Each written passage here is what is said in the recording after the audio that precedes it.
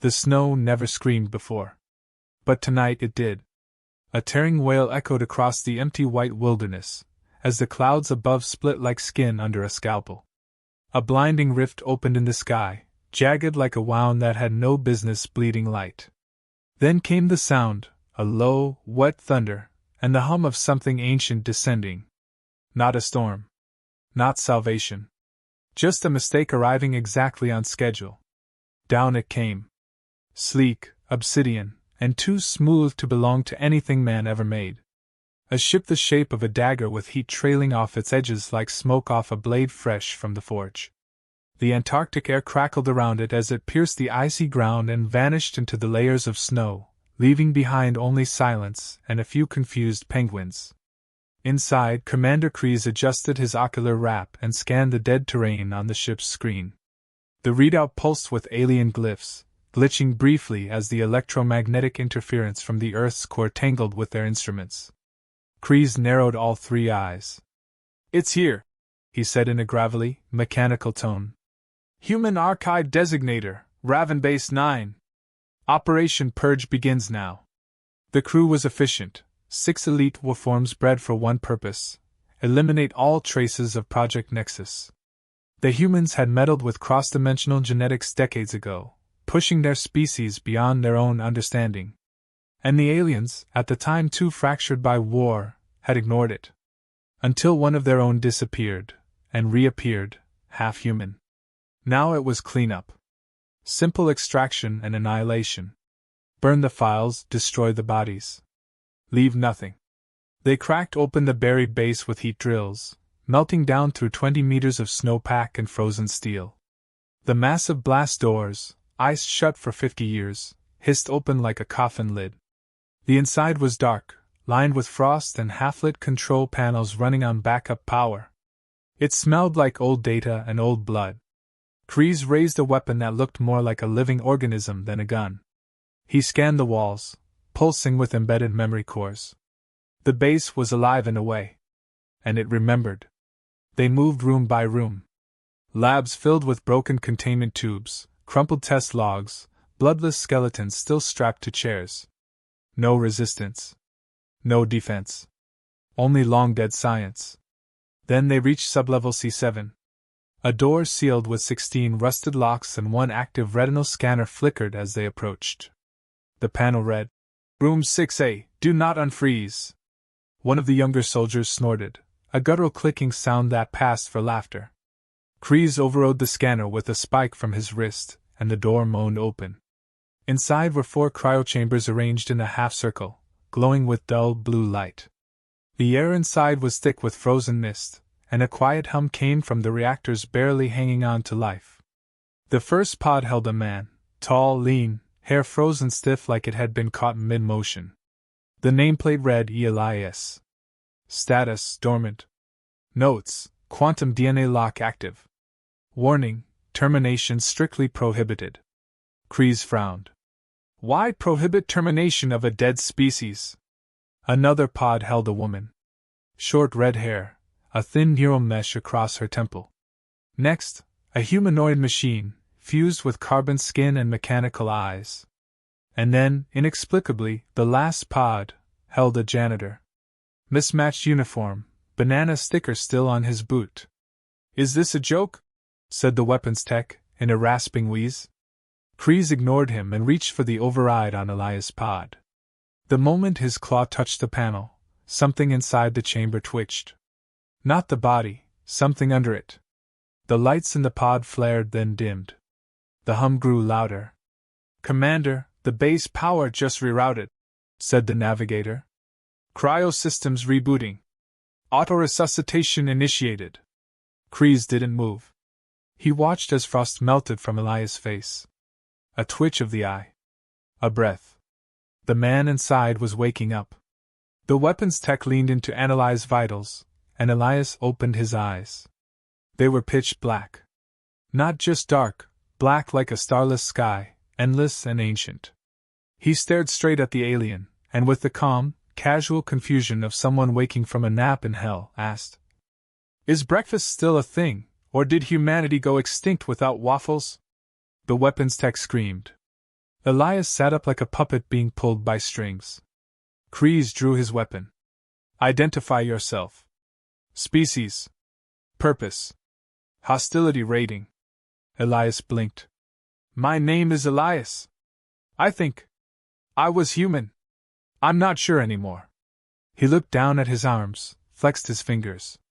They upgraded me, a lot. Without asking. Kreese aimed. You are a violation of interstellar code.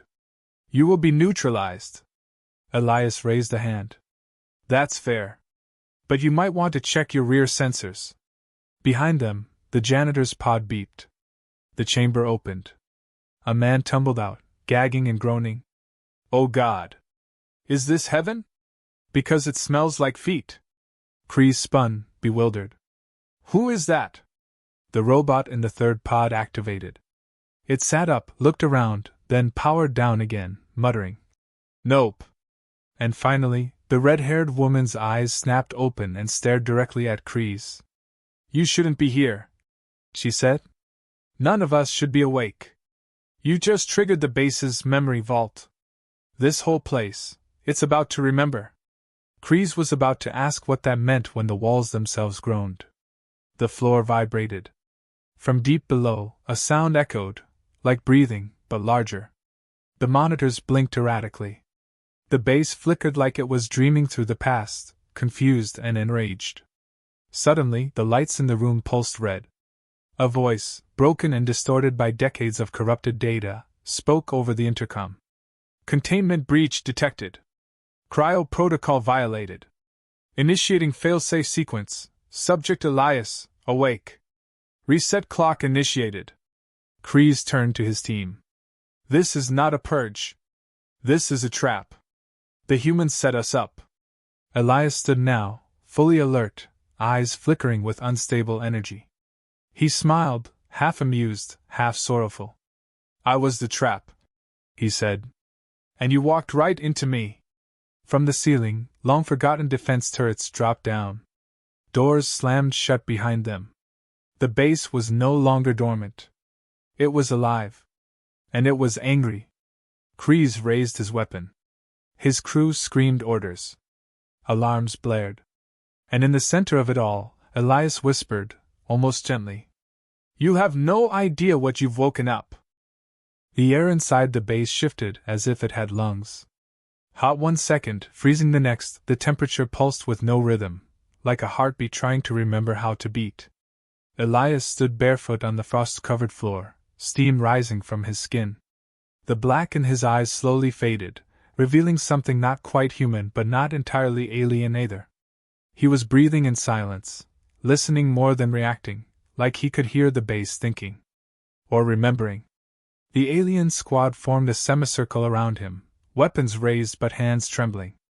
These were trained soldiers, engineered for war and survival, yet every fiber in their bodies was screaming that this was not an enemy they understood. Elias tilted his head slightly, noticing their nervous stances. He smiled, which made it worse. You came to clean up a mess, he said softly. But you didn't bring a mop. That's per planning. The janitor groaned from behind one of the cryopods, still half on the floor, clutching his head. He looked up, eyes blurry, and mumbled. Why is it always cold? Did we run out of budget for heated floors?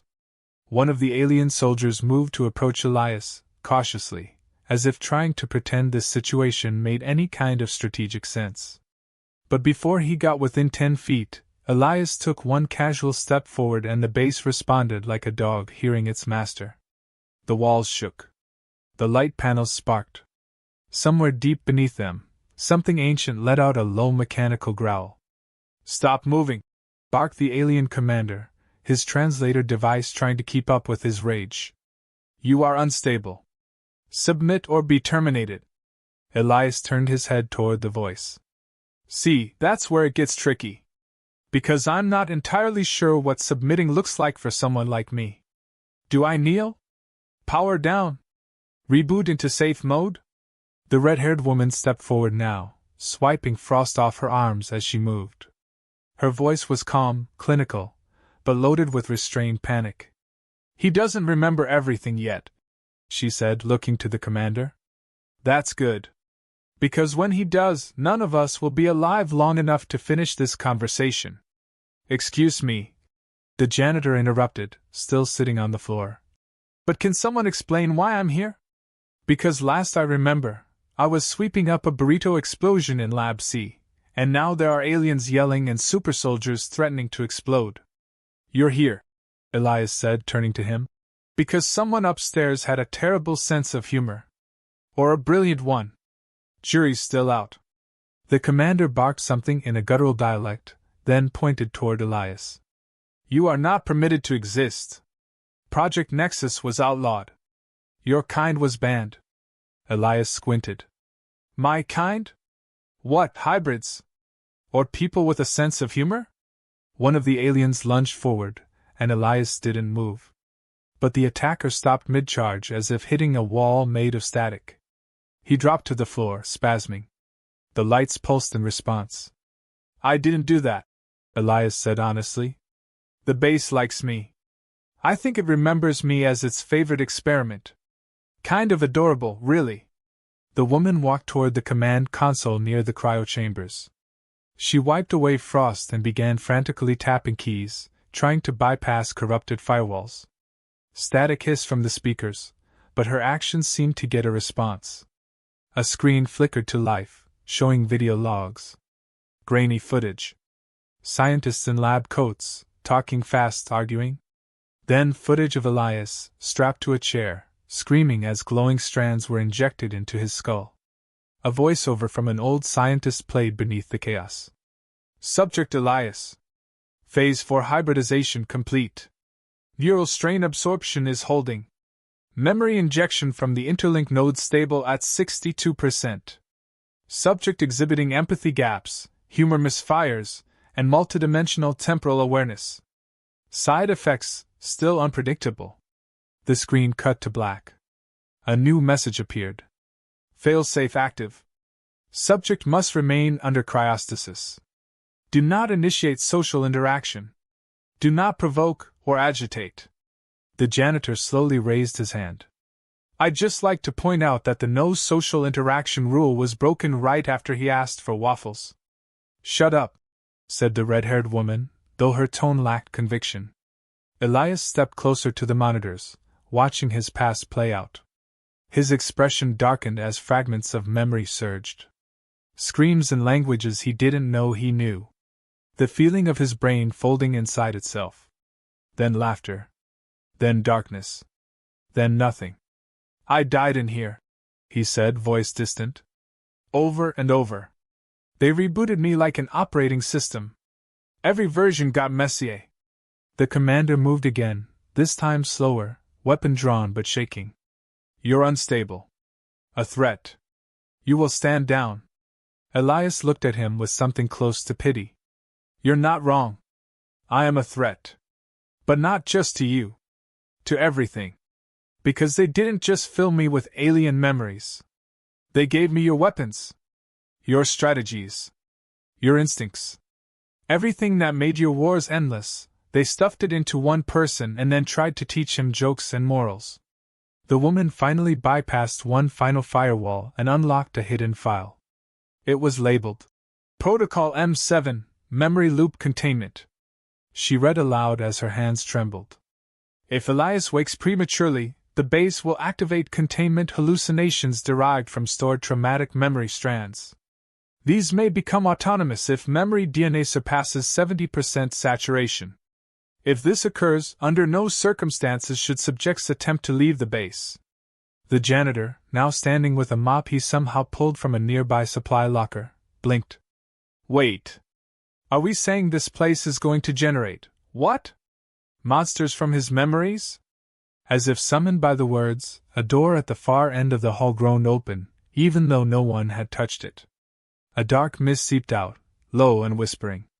Shadows formed shapes that didn't stay still, constantly shifting, breathing, twitching. The commander raised his gun, but Elias stopped him. No. Guns won't help you. Those aren't creatures. They're guilt. Trauma turned inside out. The red-haired woman backed away. We have to shut down the memory core. It's feeding off his neural threads. Too late, Elias whispered. It's feeding off yours too now. The walls again vibrated. Another door slid open. More shadows came through. One took the form of a child, laughing, then melting. Another looked like a scientist screaming for forgiveness. The janitor swung his mop half-heartedly at one and passed straight through it. They're not solid, he gasped. They're made of thought. Elias looked down at his hands, now flickering slightly, glitching between skin and something metallic. If I don't stabilize soon, he said quietly, this whole base becomes a nightmare factory. And I'm the fuel. The red-haired woman looked at him, her eyes fierce. Then we figure out how to drain the tank. Together. From the speakers, the base's voice whispered again. Containment breach expanding. Memory saturation at 73%. Prepare for full emergence. Elias stepped forward, clenched his fists, and for the first time since waking up, looked genuinely afraid. Then we don't have time. Because the worst parts of me haven't even arrived yet. The walls were breathing now. Not figuratively, not metaphorically, literally. The smooth steel bulkheads of the snowbound base pulsed like the chest of a sleeping beast, exhaling warmth and inhaling the fear that thickened in every corridor. The lights overhead flickered in rhythm with the pulse, casting shadows that didn't obey geometry. Some of them bent backward. Some of them moved when no one did. Every inch of the base had become a living, shifting memory. Elias stood still in the center of it, a twitch at the corner of his eye betraying the immense effort it took just to remain grounded. His muscles spasmed occasionally, flickers of alien coating flashing down his arms like tiny lightning bolts under his skin. His eyes, which had returned to human for a brief time, were now darting between moments no one else could see. He was slipping. The base was responding to his mind like a loyal dog gone feral. The janitor, whose badge had finally thought enough to reveal the name Milo, was hiding behind a supply cabinet with nothing but his mop and a tube of expired lip balm he mistook for a tactical device. He peeked out, watching shadows peel themselves off the walls and crawl down the hallways, dragging echoes of screams that didn't belong in this century. Milo whispered to himself, why couldn't I be cryo-frozen in a spa or a bakery? No, had to be the murder base. The alien soldiers were falling apart. Their translator devices malfunctioned with every passing minute, unable to process the distortions in space-time unraveling around them. One of them fired at a moving shadow that resembled a fellow soldier's face, only to watch the plasma bolt loop in midair and explode backward. The soldier disintegrated into a cloud of digital dust and vanished before he could even scream. The commander cursed in his native tongue, gripping a blade-like weapon made of folded dimensions. His eyes locked on Elias. You must shut it down! Your brain is a beacon, your memory's a disease! Elias didn't respond. He was seeing something else now. Not the base, not the soldiers, not even the crawling illusions coming for them. He was watching a memory, his own, but not. An alien battlefield. Sky the color of bruises. Ash raining like confetti. He stood amidst a war he had never fought, firing weapons he had never learned, watching comrades he never met die for a cause he couldn't name. But he felt everything. Each death. Each scream. Every atom of fear. The red-haired woman, Bryn, grabbed him by the arm, grounding him. Elias, she shouted. Focus. You're bleeding memories into the air. This space is turning them into reality. If you lose control, they become permanent. We'll be trapped in a loop that won't stop until we're all part of it. He blinked at her, the vision fading. His voice was hollow. I think I just watched myself die on another planet. That's the memory strand. You've been injected with lives that aren't yours. The more you relive them, the more they shape this place. Behind them, the walls screamed. The shadows had turned physical. One took the form of a towering reptilian monster with 3 mouths and no eyes, dragging a body made of gunmetal and gilt. Another hovered, humming a lullaby Elias didn't recognize but somehow knew was sung by his mother. Only he had no memory of her face. Bryn looked over at Milo, who was now trying to duct tape two batteries together while whispering encouragement to himself. Milo, I need a distraction. He looked up. Does dying in a hilarious way count? She pointed to the ceiling. There's an access tunnel above. You're small enough to fit. Go reroute power from the upper fusion core. I need 5 seconds of full shutdown to force a neural reboot. Milo blinked. Okay, quick question. What in the unholy name of frozen chicken nuggets is a neural reboot? She pointed at Elias, who was now levitating slightly, veins glowing with fractured energy. That. Milo saluted with the mop and scurried up the wall ladder, mumbling as he went. You better name a sandwich after me when this is over. Down below, the commander attempted one last protocol. He activated a command orb, something ancient and sacred to his species. A floating sphere burst into light, scanning the room and launching a cleansing wave. For a moment, the shadows retreated. Elias screamed. The wave struck his chest like a branding iron. His body convulsed, falling to the floor. The scream wasn't just his, it was hundreds, layered over each other, voices from different galaxies pouring from his throat. Bryn rushed to his side, injecting a stabilizer from the med kit. It's not working! She yelled. The core memory is still active. The base is protecting him. The floor beneath them began to crack. Not like something breaking, but like reality itself was peeling. Beneath the cracks was not metal, but more memory. Layers of it. Like the past had sedimented underneath their feet and was now rising. Milo's voice came through the comms, crackling and chaotic. I'm at the core. Also, there's a raccoon up here. I don't know if he's real, but he's very angry. Shut it down, Milo. I'm trying. These controls are labeled in math. He yanked a lever, mashed buttons that glowed with warning symbols, and screamed as a pulse shot through the base. Everything went dark for one breathless second. Total black. No sound. No gravity.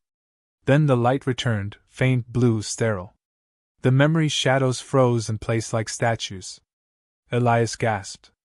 He blinked, returned to his feet dazed. It's quieter, he said. I can think. Bryn checked the sensors. You've dropped to 51% saturation. Still too high. But we bought time. The commander limped toward them, scorched and bleeding, something that smoked on contact with air. Your creation is an abomination. He spat. You stole our knowledge, our nightmares. And now it will kill you. Elias looked at him, his voice calm but sharper than before. I didn't steal it. You left it behind. Your war, your mistakes. I was built from your wreckage. Don't blame the fire for the ashes. Suddenly, a siren wailed through the base.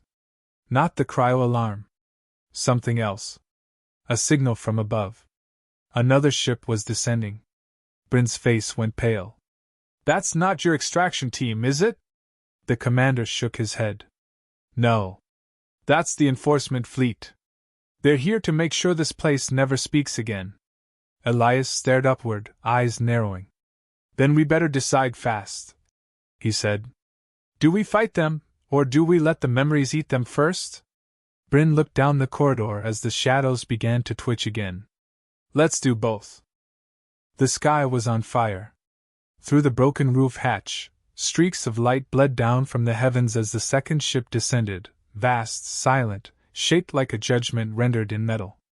It hovered above the ruined base like it had already decided what must be done. Below, the Snowbound base trembled with rage and memory, like it knew this was its final hour and intended to drag as many into its dying breath as it could. The lights inside flickered with more than malfunction, they pulsed with anticipation, with something resembling will. The base was aware, and it was waiting. Elias stood beneath the landing tremors, watching the light shimmer across the fractured floor.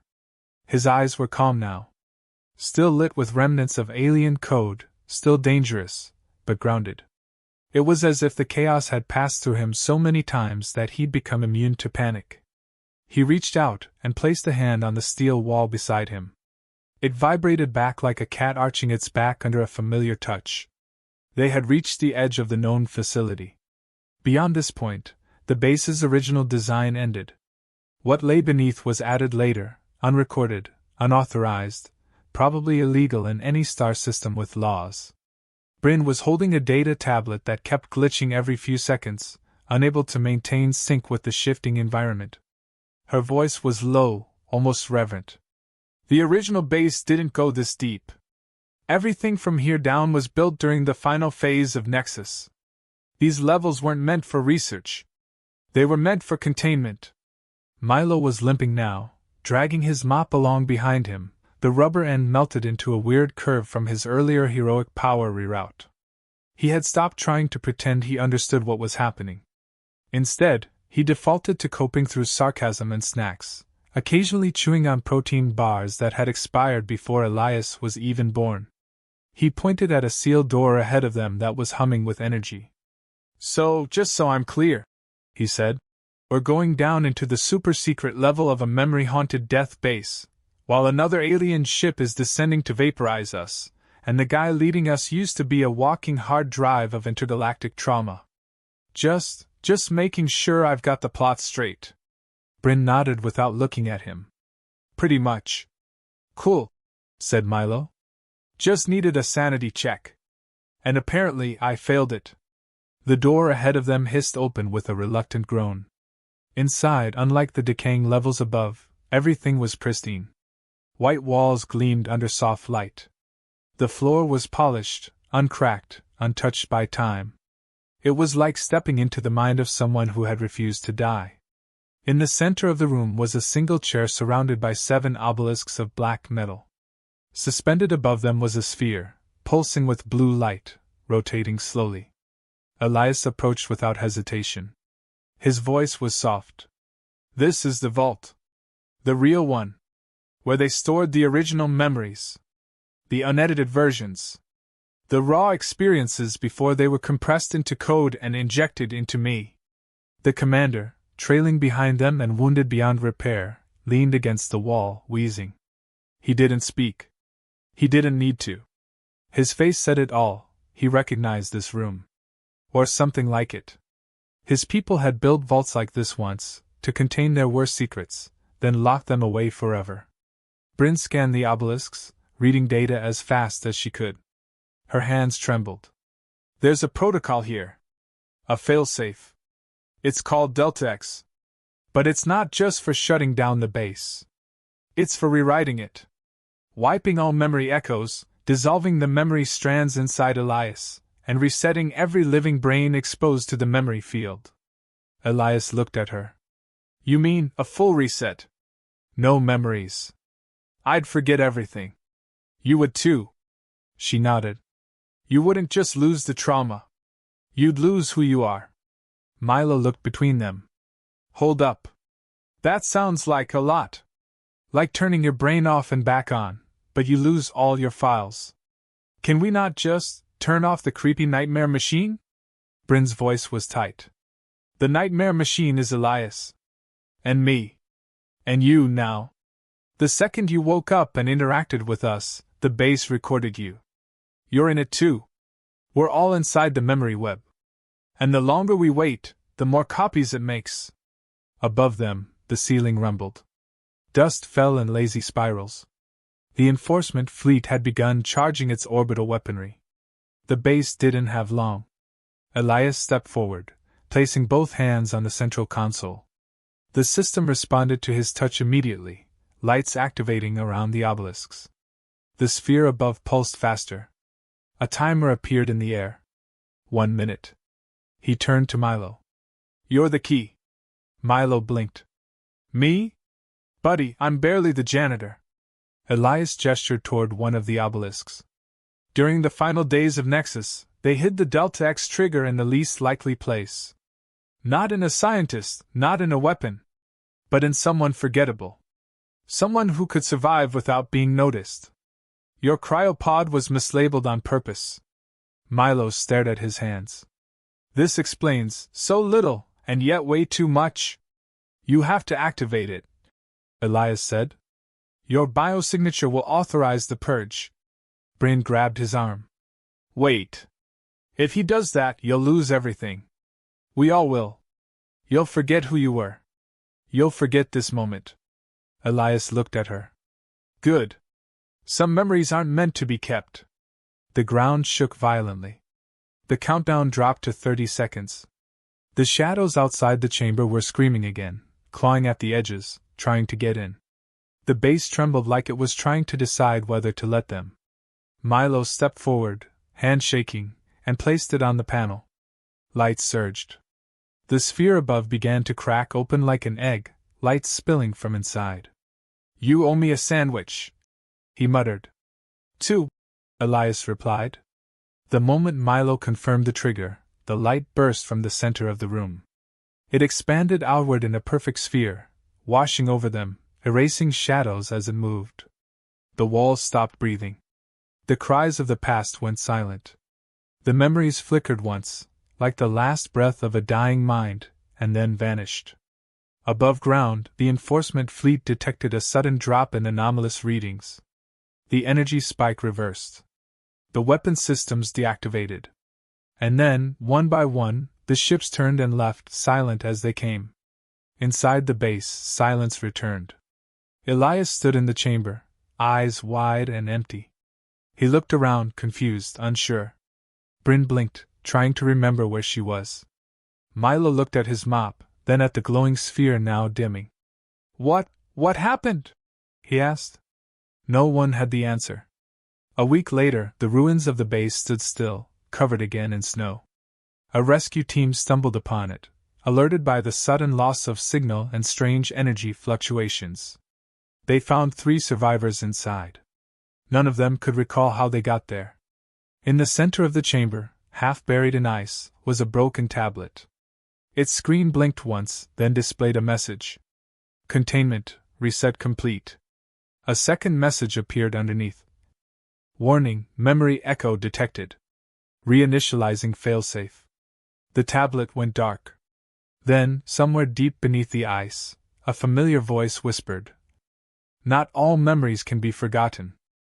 Snow fell in thick, silent sheets over the ruins of Raven Base 9, as if the world itself was trying to bury what had happened. The wind howled across the barren Antarctic plain, erasing tracks, covering scorch marks, smoothing jagged craters into gentle curves. From the outside, the base looked like a crumpled scar half sunk into the earth. No one would guess that beneath the surface, something had started to stir again. Inside the lowest sublevel, in a room that should have been wiped clean, the light blinked. A weak flicker from a cracked panel still embedded in one of the obelisks. The systems were dead, the vault deactivated, the core neutralized. But one thread of code remained. A single strand, preserved within corrupted hardware. It didn't remember everything. It didn't need to. It remembered one name. Elias. Somewhere in the same sublevel, Elias sat quietly, staring at the wall, legs folded beneath him, his face calm. He didn't know why he was calm. He didn't know why the air around him felt familiar, or why the shadows no longer scared him. There was a hole in his memory the size of a life. He remembered waking in the snow. He remembered being found by the rescue team. He remembered the way the sun looked the first time he saw it after being brought up from the cold. But nothing before that. Bryn walked in carrying a data pad, dressed now in standard recovery team gear, her hair tied back, her face focused but strained. She glanced at Elias with the sort of look someone gives to a painting they feel like they should recognize. She smiled softly, but it didn't reach her eyes. You feel anything new today? She asked. Elias shook his head. Just echoes. Like footsteps in another room I can't get into. Bryn sat beside him.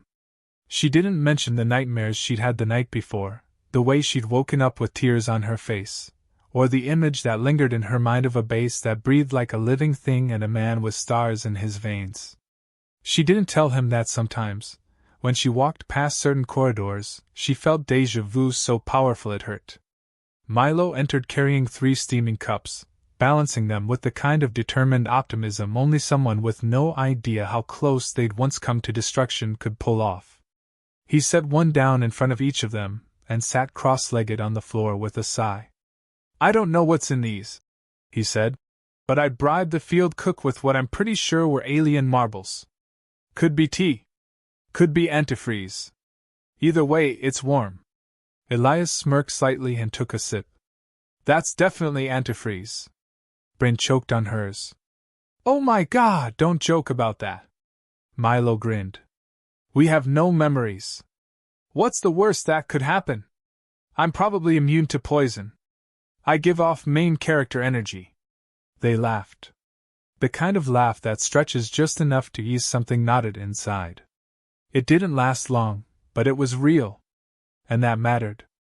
Elias looked down at his hand, the way the light bounced off his skin. He rubbed his fingers together like he was trying to remember the feeling of something that had once lived there. Something more than skin. I've been having dreams, he said slowly. Not normal ones. Things that don't feel like mine. Places I don't know. Voices I've never heard. Bryn leaned forward, her voice lower now. Me too. Same places? Worse, Elias said. Same timing. I wake up at 3:14 every morning.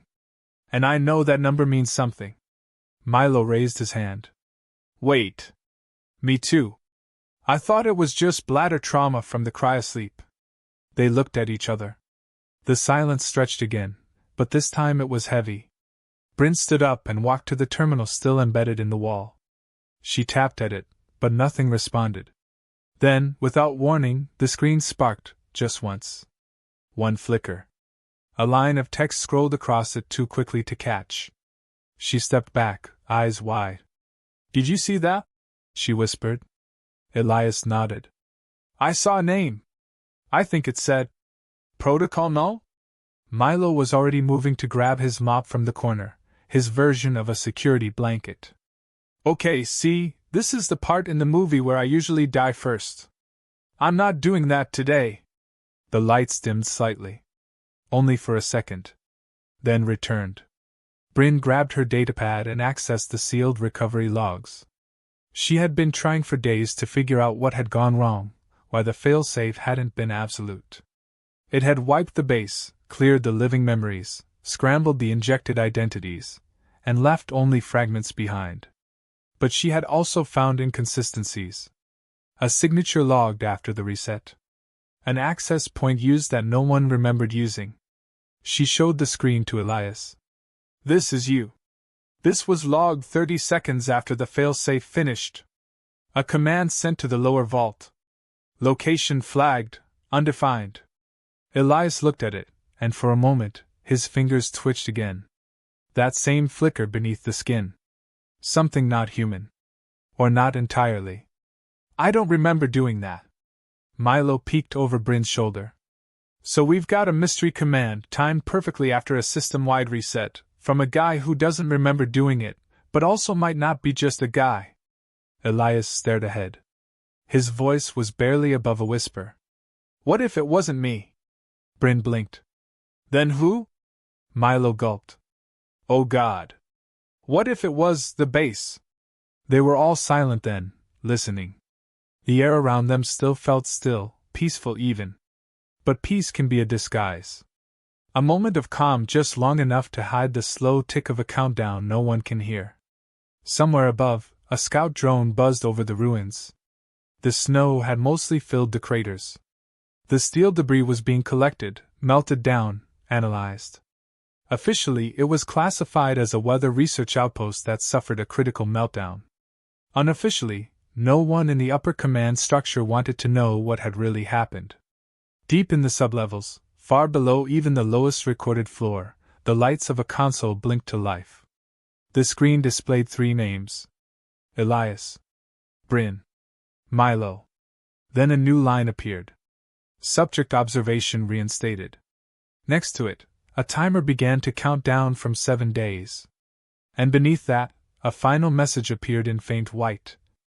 Memory cannot be erased. Only buried.